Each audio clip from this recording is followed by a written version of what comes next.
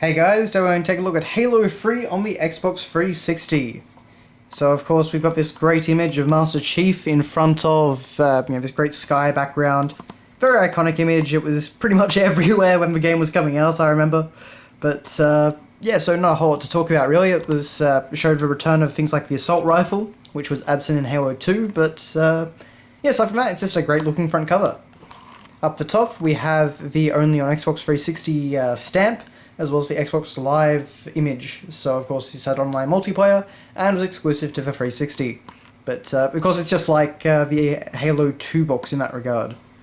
But of course we get the rating. This is the Australian version. Of course ran at 60 Hz and was made by Bungie and Microsoft Game Studios. On the side we have the great logo, Halo 3, as well as the Xbox 360 logo and all the usual stuff. Now on the back, interestingly, it's actually done up to be kind of like the reverse of the Halo 2 box. So basically the Halo 2 box had Master Chief on the left side, and he was looking towards basically, the right.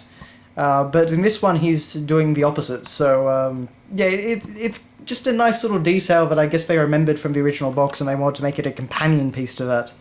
But of course we can see Master Chief with a Gatling gun, presumably on top of a Warthog, and so a lot of stuff is going down there. In fact, the entire layout of this is very similar to Halo 2 in itself, because Halo 2 had the same placement of text and the same number and placement of screenshots, so it's interesting that they were actually mindful of the first game's box. That doesn't happen very often. But of course some screenshots showing off how it looks and all the different features. It's all very nice. The stunning conclusion to the Halo trilogy. But that's that. Inside, on the disc rather, we get a great shot of the same sky background, but now without Master Chief. And we have, I believe, Cortana's eyes up the top there. I hope that shows up on camera alright. It's a bit faint, but yeah. And then we come to the manual, and just like Halo 2's manual, it's actually pretty good. But first off we get this great shot of Master Chief and Cortana. Cortana looking a bit unhappy there, I guess you could say. But it's a very nice front cover for a manual. And we get a 33-page rundown, well, just about the exact same length as the Halo 2 manual, of all the different things. So we cover the entire Halo story so far, including some very nice artwork, concept artwork in this case, right there. Of course the controls, and the HUD and that sort of thing. Some great screenshots showing it off. We cover all the different characters, so of course Master Chief, the Arbiter, Cortana, as well as more antagonists like the Prophet of Truth and the Gravemind, Sergeant Johnson and Miranda Keyes.